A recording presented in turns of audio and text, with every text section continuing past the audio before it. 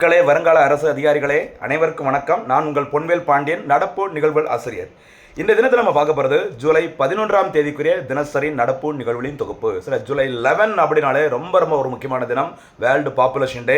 அதனால் அந்த உலக மக்கள் தொகை தினம் தொடர்புடைய சென்சஸ் தொடர்புடைய இந்தியாவோட பாப்புலேஷன் பாலிசி, வேர்ல்டு பாப்புலேஷனில் இந்தியா பாப்புலேஷனில் யார் டாப்பில் இருக்காங்க எல்லாமே ஷார்ட் நோட்ஸ் கொடுக்க போகிறோம். நல்ல முறையில் பயன்படுத்திக்கோங்க, சரிமா? அதுக்கப்புறம் நம்ம கரெக்டாக ஃபுல்லாக வழக்கம் போல் தலைப்பு செய்திகள், அதுக்கப்புறம் நடுவில் ஒரு சில போனஸ் கேள்வி நமக்கு அப்படியே நடுவில் கேட்போம். விரிவான செய்திகள் கேட்டுட்டு இறுதியாக சூப்பர் சிக்ஸ் கேள்விகளும் ரிவிஷனுக்காக நம்ம ஒவ்வொரு நாளும் தொகுத்து வழங்கிட்டு இருக்கோம், சரிங்களா? அதனால் நல்ல முறையில் பயன்படுத்திக்கோங்க மக்களை. இந்த வருஷம் நமக்கான அரசு பணியை கண்டிப்பாக உறுதி செஞ்சுக்கோங்க. ஆரம்பிக்கலாமா? இப்போ நம்ம பார்க்க போகிறது ஜூலை 11ஆம் தேதிக்குரிய நடப்பு செய்திகள். ஃபர்ஸ்ட் பார்க்க போகிறது தலைப்பு செய்திகள். இந்த தினத்துக்கான தலைப்பு செய்தியில் ஃபர்ஸ்ட் பாயிண்ட் பாருங்க, உலக மக்கள் தொகை தினம் தொடர்புடைய முக்கியமான சிறப்பு குறிப்புகள் நம்ம பார்க்க போகிறோம். சரி, என்னென்ன தீம் இந்த வருஷத்துக்கு அப்படின்னு சொல்லி பார்க்க போகிறோம். அதை பார்த்து முடிச்சுட்டு முக்கியமான ஒரு திட்டம், தமிழ்நாடு அரசு திட்டம் தாய்மாமன் தங்க மோதிரம் திட்டம் ஒரு அப்டேட் பண்ணியிருக்கிறாங்க, என்னன்னு சொல்லி பார்க்க போகிறோம். அது பார்த்து முடிச்சுட்டு அப்படியே 2 முக்கியமான சுகாதார திட்டங்கள். ஒன்று ஆயுஷ்மான் பாரத் என்ம திட்டம். சரி, ஆயுஷ்மான் பாரத் டிஜிட்டல் மிஷன் அப்படின்னா என்ன, அடுத்து ஆயுஷ்மான் பாரத் மருத்துவ காப்பீடு திட்டம். சரியா, இந்த திட்டத்தோட ஒரிஜினல் பேர் என்ன, எப்போ தொடங்கினாங்க, என்ன நன்மை, கிளியராக பார்க்க போகிறோம். அதுக்கு அடுத்து சயின்ஸ் அண்ட் டெக்னாலஜி தொடர்புடைய ஒரு முக்கியமான செய்தி, இன்டர்நேஷனல் ஸ்பேஸ் ஸ்டேஷன். சரி, சர்வதேச விண்வெளி நிலையத்திற்கு செல்லும் இந்திய வம்சாவளியை சேர்ந்த ஒரு விண்வெளி வீரர். யார் அவர், இதுக்கு முன்னாடி வேற யாரும் இந்த சாதனை படைச்சிருக்காங்க அப்படிங்கிற ஒரு ஷார்ட் நோட்ஸ் பார்த்துட்டு முக்கியமான மத்திய அரசின் திட்டம். சரியா, உலக வங்கி கடன் உதவி வழங்க போகிறோம் அப்படின்னு சொல்லியிருக்கிறாங்க. எந்த திட்டம்னு சொல்லி பார்த்தோன்னா பிஎம் சூரியகார் முஃப்த் பிஜ்லி யோஜனா. சரிங்களா, அதை பார்த்து முடிச்சுட்டு இறுதியாக ரிவிஷனுக்கு சூப்பர் சிக்ஸ் கேள்வியும் நம்ம பார்க்க போகிறோம், சரியா? அதனால் பொறுமையாக மக்களை தயவுசெய்து ஃபுல்லாக வீடியோ பார்த்துட்டு பயன்படுத்திக்கோங்க. ஏன்னா இந்த நோட்ஸ்லாம் பார்த்தீங்கன்னா ஒரு 6-7 பாயிண்ட் இருக்கும். ஆனால் இதெல்லாம் ரெடி பண்ணுறதுக்கு மினிமம் ஒரு 3 hours ஆகிட்டு இருக்குதுமா, சரியா? நீங்கள் அதை தான் ஒரு 1/4 மணி நேரத்தில் மேக்ஸிமம் ஒரு 15 minutesக்குள்ளே நம்ம வீடியோ கொடுத்துட்ருக்கோம். இந்த 15 minutesே என்னடா நான் பார்க்க முடியல, நோட்டு போட்டு எழுத முடியும் நினைக்க வேண்டாம். இதுக்கெல்லாம் நம்ம கஷ்டப்படுறதுக்கு யோசிச்சோம் அப்படின்னா பின்னாடி இதை விட கஷ்டப்பட வேண்டியது இருக்கும், ஞாபகம் வச்சுங்க, சரியா? அதனால் கஷ்டம் இல்லாமல் யாரும் கிடையாது, எல்லாத்துக்குமே ஏதோ ஒரு கஷ்டம் இருக்க தான் செய்யும், சரிங்க? அதனால் நல்ல முறையில் ஓகேவா கஷ்டப்படுங்க, இஷ்டப்பட்டு செய்யுங்க, கண்டிப்பாக அரசு பணியை நீங்கள் உறுதி செய்யுங்க. ஆரம்பிக்கலாமா? இப்போ நம்ம பார்க்க போகிறது விரிவான செய்திகள். அதில் சிறப்பு செய்தி என்னன்னு சொல்லி பார்த்தீங்கன்னா உலக மக்கள் தொகை தினம். சரியா, உலக மக்கள் தொகை தினம் ஜூலை 11 அன்று கடைபிடிக்கப்படுகிறது ஒவ்வொரு ஆண்டும். சரி, வேர்ல்டு பாப்புலேஷன் டே. சரியா, இதுக்கு என்ன ரீசன் சொல்லி பாருங்க. ஜூலை 11, 1987 உலகத்தோட மொத்த மக்கள் தொகை எத்தனை கோடி தாண்டுகிறது? 500 கோடி. சரி, 5 பில்லியனை வந்து தாண்டுது, ஓகேவா? 500 கோடியை தாண்டினதுனால தான் இந்த டேட்டில் வேர்ல்டு பாப்புலேஷன் டே வந்து கடைபிடிக்கப்படுகிறது. சரிங்களா, இதை யார் அறிவிச்சாங்கன்னு சொல்லி பாருங்க, யுனைடெட் நேஷன் டெவலப்மெண்ட் ப்ரோக்ராம். சரியா, ஐநாவின் அந்த வளர்ச்சி திட்ட அமைப்புன்னு சொல்லுவாங்கல்ல, UNDP 1965 உருவாக்கப்பட்டது. இந்த UNDP அமைப்பு இவங்க தான் எந்த அறிக்கை வெளியிடுவாங்க வருஷம் மனிதவள மேம்பாட்டு குறியீட்டு அறிக்கை வெளியிடுற இந்த UNDP அமைப்பு தான் வேர்ல்டு பாப்புலேஷன் டேவை எப்போ அறிவிக்கிறாங்க? 1989 அறிவிக்கிறாங்க. சரிங்களா, அதுக்கப்புறம் முதல் முறையாக உலகமெங்கும் அந்த உலக மக்கள் தொகை தினமானது கடைபிடிக்கப்பட்ட நாள் எப்போன்னு பார்த்தீங்கன்னா முதல் முறையாக 1990 1990 தான் வேர்ல்டு பாப்புலேஷன் டே முதல் முறையாக கடைபிடிக்கப்படுகிறது, மறந்துடாங்க, சரிங்களா? அதே மாதிரி அப்படி வருஷம் கடைபிடிச்சிட்டு இருக்கிறாங்க. இந்த வருஷம் 2026 சரியா சிறப்பான முறையில் உலகமெங்கும் மக்கள் தொகை தொடர்பான விழிப்புணர்வு திட்டங்கள் எல்லாமே கடைபிடிக்கப்பட்டது. 2026க்கான அந்த தீம் மைய கருத்து என்ன அப்படிங்கிறத கொஞ்சம் பாருங்கள். இளைஞர்களின் நம்பிக்கைகள் மற்றும் அபிலாஷைகளை, அபிலாஷைன்னா நம்முடைய உயர்வான முயற்சிகளை அப்படி சொல்லியிருக்கிறான். சார், இளைஞர்களின் நம்பிக்கைகள் அவருடைய உயர்வான அந்த முயற்சிகளை இன்றும் எதிர்காலத்திற்காகவும் நினைவாக்க வேண்டும். சரி, அதை வந்து என்ன பண்ணணும், அதை கண்டிப்பாக அதை வந்துட்டு நிறைவேற்ற வேண்டும் அப்படிங்கிற சொல்லியிருக்கிறார். சரி, ரியலைஸ் பண்ணுற மாதிரி நடவடிக்கைகளை மேற்கொள்ள வேண்டும். யாருக்கு? இளைஞர்களுக்கு. சரிங்களா, அதுதான் இந்த வருஷத்துக்கான ஒரு மைய கருத்தாக இருக்குது, ஞாபகம் வச்சுக்கோங்க, ஓகேவா? சரி, கூடுதல் செய்திகள் பாருங்க. யுனைடெட் நேஷன் பாப்புலேஷன் ஃபண்ட் அப்படின்னு சொல்லி ஒரு அமைப்பு இருக்குது. சரி, ஐநாவின் மக்கள் தொகை நிதியம் இவங்க தான் மக்கள் தொகை தொடர்பான முக்கியமான அறிவிக்கைகளை வந்து வெளியிடுவாங்க. சரியா, இந்த யுனைடெட் நேஷன் பாப்புலேஷன் ஃபண்ட் அப்படிங்கிற ஐநாவின் மக்கள் தொகை நிதியமானது உருவாக்கப்பட்ட வருஷம் 1969. சரியா, அதோட ஹெட் குவார்ட்டர்ஸ் எங்கே இருக்குன்னு சொல்லி பாருங்க, அமெரிக்காவின் நியூயார்க்கில் இருக்குது, மறக்காதே. சரி, யுனைடெட் நேஷனோட ஹெட் குவார்ட்டர்ஸ் இருக்கிற இடத்துல தான் UNPFோட ஹெட் குவார்ட்டர்ஸும் இருக்குது. முடிஞ்சால் போனஸ் கல்களில் நியூயார்க்கில் ஐநாவின் வேறு எந்தெந்த அமைப்புகளின் ஹெட் குவார்ட்டர்ஸ் இருக்குது அப்படிங்கிறத சொல்லிட்டீங்க அப்படின்னா ரிவிஷனுக்கு ரொம்ப யூஸ்ஃபுல்லாக இருக்கும். சரியாமா? ஓகே, அடுத்து 1969 அப்படின்னா உங்களுக்கு நிறைய ஞாபகம் நினைக்கிறேன். சரியா, 14 பேங்க்ஸ் வேர் நேஷனலைஸ்ட். ஒரே டைமில் 14 வங்கிகள் தேசமயமாக்கப்பட்டது. இஸ்ரோ உருவாக்கப்பட்டது. ஃபர்ஸ்ட் டைம் கரன்சி நோட்டில் காந்திஜியோட அந்த உருவப்படம் இடம்பெற்றது. தமிழ்நாடு அப்படிங்கிற பேர் அபிஷியலாக ரீநேம் பண்ணது எல்லாமே 1969, மறந்துடாது. சரிங்களா, இந்தியாவில் 100 கோடி மக்கள் தொகை அடைந்த நாள் எப்போன்னு பார்த்தீங்கன்னா May 11, 2000. ஓகேவா, ஜூலை 11 அது 1987 வேர்ல்டு பாப்புலேஷன் டேக்கு 500 கோடி. இந்தியாவில் 100 கோடி சரியா அந்த மக்கள் தொகை அடைந்த நாள் May 11, 2000. சில இடங்களில் போட்டிருப்பாங்க அந்த May 11 தான் இந்தியாவில் நேஷனல் பாப்புலேஷன் சொல்கிறாங்க, கொஞ்சம் பார்த்துப்போம் சரிமா. ஓகே, அதே 2000ல் இந்தியன் கவர்மெண்ட் பார்த்தீங்கன்னா நேஷனல் பாப்புலேஷன் பாலிசி சரி தேசிய மக்கள் தொகை கொள்கையை வெளியிட்டிருந்தாங்க 2000ல். அதே வருஷம் நேஷனல் அக்ரிகல்ச்சர் பாலிசியும் இருக்கும், மறந்துடாதீங்க சரிங்களா, வேளாண் கொள்கை.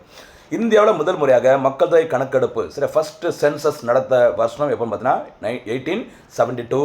யாரோட பேர் இல்லை, லார்ட் மேயோ.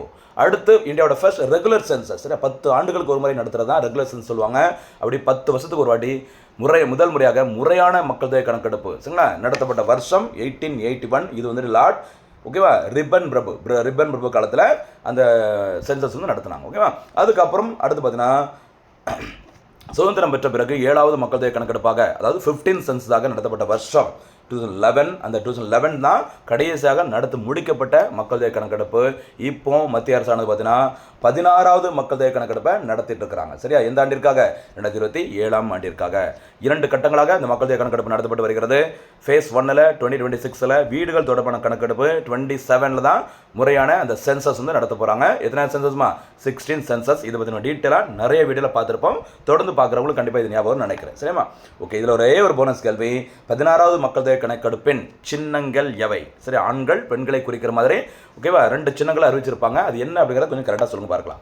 அடுத்தபடியாக உலக மக்கள் தொகையில் முக்கியமான ஒரு சரித்திர சாதனை படைத்த ஒரு நாள் பாருங்க. உலக மக்கள் தொகையில் இந்தியா முதல் இடம் பிடித்த நாள் April 19, 2023 சரி. யுனைடெட் நேஷன் பாப்புலேஷன் ஃபண்டுன்னு சொல்லுவாங்களா, UNPF, அவங்க வந்து ஒரு ரிப்போர்ட்டை வெளியிட்றாங்க வேர்ல்டு பாப்புலேஷன் எவ்வளோ இருக்குது அப்படின்னு சொல்லிட்டு. அதில் April 19, 2023 நிலவரப்படி ரொம்ப நாளாக வேர்ல்டு லெவலில் பாப்புலேஷன் டாப்பில் இருந்த சைனாவை பின்னாடி தள்ளிட்டு யார் முதலிடத்துக்கு வராங்க, நம்மளோட இந்தியா. COVID-19 லாக்டவுன் டைமில் இந்தியா வேர்ல்டு பாப்புலேஷன் டைமில் சரியா பாப்புலேஷனில் டாப்பில் வந்தாங்க சரிங்களா.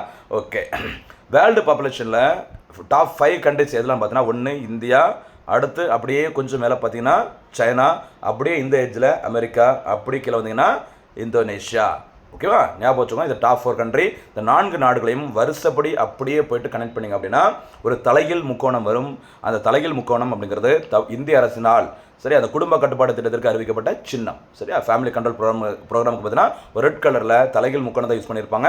டாப் 4 கண்ட்ரிஸ் வரும்போது அந்த கனெக்ஷன் அப்படியே வரும், கொஞ்சம் பார்த்தோம் சார். இப்படி விட்டு கடைசியாக இந்தோனேஷியா ஓகேவா. இந்தோனேஷியாவுக்கு அடுத்து பாகிஸ்தான், மறந்துடாதீங்க சரியாமா. அதே மாதிரி இந்திய மக்கள் தொகையில் டாப்பில் இருக்க ஸ்டேட்ஸ் எதெல்லாம் பார்க்கும்போது உத்தரப்பிரதேஷ் டாப்பில் இருக்கிறாங்க சரி, அது மறந்துடக்கூடாது. 2011 சென்சஸ் படி மேக்ஸிமம் நம்பர் ஆஃப் பாப்புலேஷன் இருக்கிற ஸ்டேட்டு உத்தரப்பிரதேஷ், அடுத்து மகாராஷ்டிரா, வெஸ்ட் பெங்கால், அடுத்து பீகார், அடுத்து 4th வந்து பார்த்தீங்கன்னா மேற்கு வங்காளம். இந்த இடத்துல அகைன் ஒரு போனஸ் கேள்வி, தமிழ்நாட்டின் அந்த 2011 மக்கள் தொகை கணக்கெடுப்பின்படி தமிழ்நாட்டின் மக்கள் தொகை சரிங்களா எத்தனை கோடி, அதே மாதிரி அதிகப்படியான மக்கள் தொகை கொண்ட மாநிலங்களில் தமிழ்நாடு எத்தனாவது இடம், அதையும் கரெக்டாக சொல்லுங்கள். கடைசியாக ஒரு வாட்டி இந்த சென்சஸை படிச்சிருவோம். இந்த சென்சஸை படிச்சுட்டு இந்த வருஷம் கவர்மெண்ட் ஜாப் வாங்கிட்டு போயிருங்க, இல்லைன்னா அடுத்த சென்சஸை புதுசாக நிறைய டேட்டா படித்து படிக்க வேண்டியது இருக்கும், விட்டுறாதீங்க சரிங்களா. அடுத்து முக்கியமான தமிழ்நாடு அரசின் திட்டம் பாருங்க, தாய்மாமன் தங்க மோதிரம் திட்டம் சரி அறிவித்தது தமிழ்நாடு அரசு.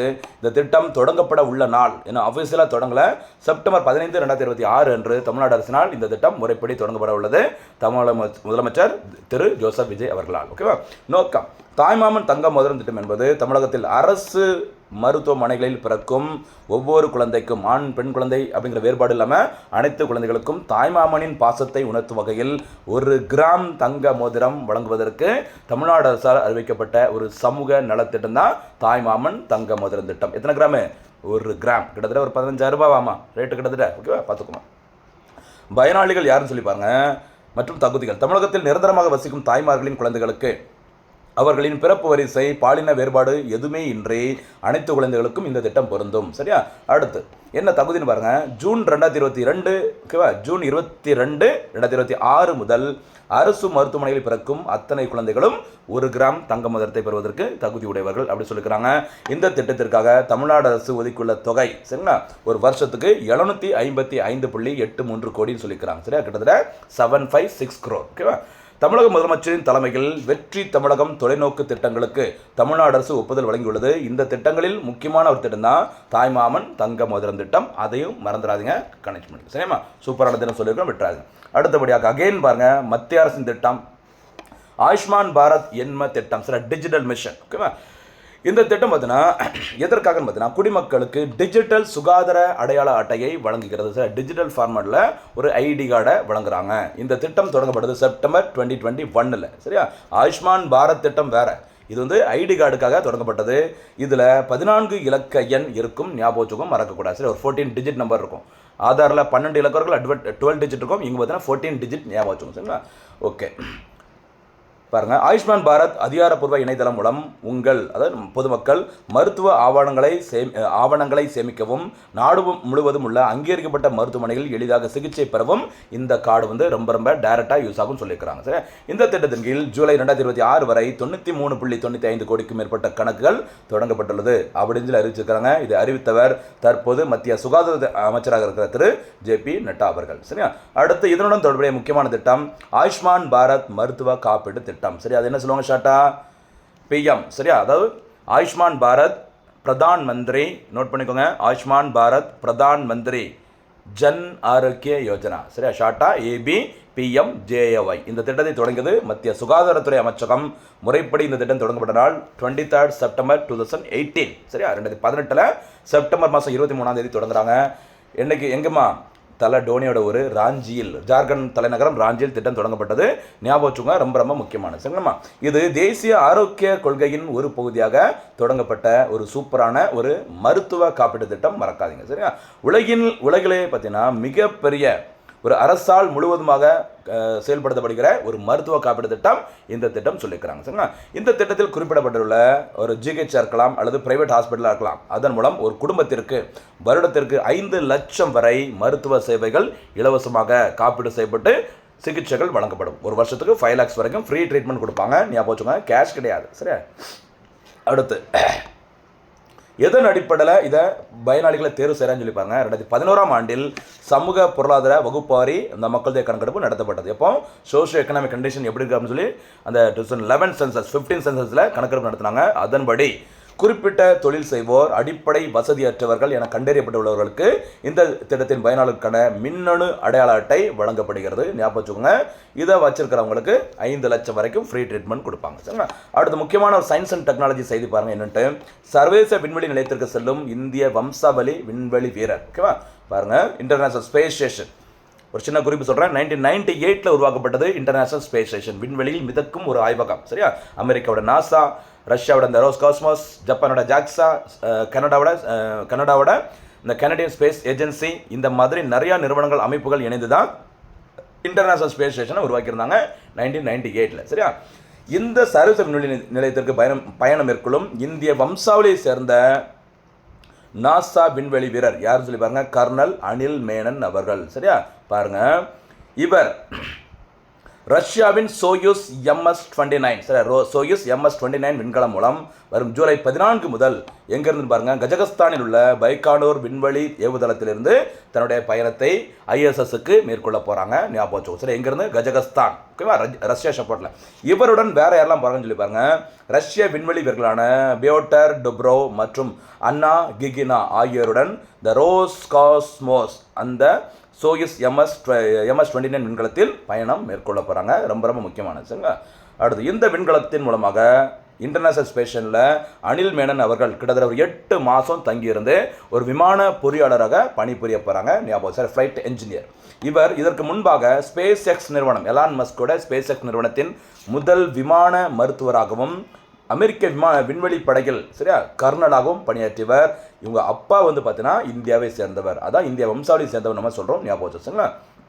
அடுத்து பாருங்க, அனில் மேனன் அவர்கள், கர்னல் அனில் மேனன் அவர்கள் அமெரிக்க விமானப்படையில் பணியாற்றிய போது ஆபரேஷன் என்டூரிங் ஃப்ரீடம் அந்த திட்டத்திற்காக ஆப்கானிஸ்தானில் அவர் பணியமர்த்தப்பட்டார் என்பது குறிப்பிடத்தக்க. சரி, என்ன பேர்? Operation enduring freedom. சரியாமா, அமெரிக்காவோடது திட்டம், மறக்காதீங்க. அடுத்து ரொம்ப முக்கியமான திட்டம் இன்னைக்கு நியூஸ் பேப்பரில் வந்தது.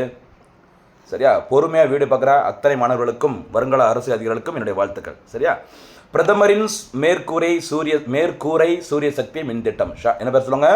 பிரதான் மந்திரி சூரியகார் முஃப்த் பிஜ்லி யோஜனா. இந்த திட்டத்தோட முக்கியமான நோக்கம் என்னன்னு சொல்லி பார்த்தீங்கன்னா, 1 கோடி வீடுகளுக்கு மேற்கூரைகளில் சோலார் பேனல் அமைத்து அதன் மூலம் சரிங்களா சூரிய சக்தி மூலமாக மின்சாரத்தை உற்பத்தி செய்ய வேண்டும். சரிங்களா. அப்படி அந்த திட்டத்தில் யாரெல்லாம் சேர்றாங்களோ அவங்களுக்கு அந்த வீடுகளுக்கு மாதம் 300 யூனிட் வரைக்கும் இலவச மின்சாரம் வழங்கப்படும். எக்ஸ்ட்ரா அந்த மின்சாரத்தை அவங்க உற்பத்தி பண்ணாங்க அப்படின்னா ஒரு யூனிட்டுக்கு இவ்வளோ ரூபாய் சொல்லிட்டு மத்திய அரசே அந்த மின்சாரத்தை வாங்கிப்பாங்க. அதனால் அவங்களுக்கு காசும் கிடைக்கும், வருமானம் கிடைக்கும், சுற்றுச்சூழலுக்கும் நல்லது. சூரிய சக்தியை பயன்படுத்தி எலக்ட்ரிசிட்டி வந்து ப்ரொடியூஸ் பண்ணும்போது சரிங்களா. ஞாபகம் 1 கோடி வீடுகளில் சோலார் பேனல் அமைச்சு அதன் மூலம் மின்சாரத்தை உற்பத்தி பண்ணணும். அதுதான் இந்த திட்டத்தோட நோக்கம். இந்த திட்டம் எப்போது அறிவிக்கப்பட்டது பாருங்கள். ஃபர்ஸ்ட் அனௌன்ஸ் பண்ணது 24-25 யூனியன் பட்ஜெட்டில் அறிவிச்சாங்க. ஓகேவா? அறிவித்த பிறகு இந்த திட்டம் முறைப்படி தொடங்கி வைக்கப்பட்ட நாள் பாருங்கள், February 13, 2024. February 13 சரியா. இந்தியாவில் national women's day, Sarojini Naidu அம்மையாரின் பிறந்தநாள் மறந்துடாது சரிங்களா. சரி, அதுக்கப்புறம் முறைப்படி செயல்பட தொடங்கிய நாள் எப்போன்னு பார்த்தீங்கன்னா February 15, 2024 அன்று மத்திய அமைச்சரவையால் முறைப்படி அனுமதிக்கப்பட்டு செயல்பாட்டிற்கு வந்தது. சரியா. தொடங்கி வைக்கப்பட்டது அஃபீஷியலாக February 13. அடுத்து February 15 அன்னைக்கு பார்த்தீங்கன்னா இந்த திட்டம் முறைப்படி செயல்பாட்டுக்கு வந்திருக்குது. இந்த திட்டத்திற்கு ஒதுக்கப்பட்டுள்ள நிதி பார்த்தீங்கன்னா 75,000 கோடி. இந்த திட்டம் இன்னைக்கு நியூஸ் பேப்பரில் வரதுக்கு முக்கியமான காரணம் ரூபாய் 8,482 கோடியை கடன் உதவியாக வழங்குவதற்கு யார் வந்து பெர்மிஷன் கொடுத்துருக்காங்க, ஒப்புதல்? உலக வங்கி, வேர்ல்டு பேங்க் வந்து ஒப்புதல் வழங்கியிருக்கிறாங்க இந்த திட்டத்திற்காக. சரியா. சூப்பரான திட்டம். நிறைய திட்டங்களை இன்றைக்கி பார்த்துருக்கோம். சயின்ஸ் அண்ட் டெக்னாலஜி பார்த்துருக்கிறோம். எல்லாமே சிறப்பான முறையில் தொகுத்து வழங்கிட்டு இருக்கிறோம். என்னோட ஹார்ட் ஒர்க் நோட்ஸ்லாம் பிடிச்சது அப்படின்னா சேனலை சப்ஸ்கிரைப் பண்ணிக்கோங்க, என்கரேஜ் பண்ணுங்கள். ஏன்னா சில வேலைகள் செய்கிறதுக்கு அவ்வளோ கஷ்டமாக தான் இருக்குது. சில வார்த்தைகள் நீங்கள் சொல்லும்போது அது எனக்கு கொஞ்சம் ஹாப்பியாக இருக்குது. சரிங்களா. முக்கியமாக கேள்விகளுக்கு பதில் சொல்கிறீங்க அப்படின்னா அது எனக்கு ரொம்ப ரொம்ப சந்தோஷமாக இருக்கும். நல்ல முறையில் ரிவிஷன் பண்ணுங்கள். மக்களே சூப்பராக பயன்படுத்திக்கோங்க நடப்பு செய்திகளை. மீண்டும் சந்திக்கலாம். நன்றி, வணக்கம்.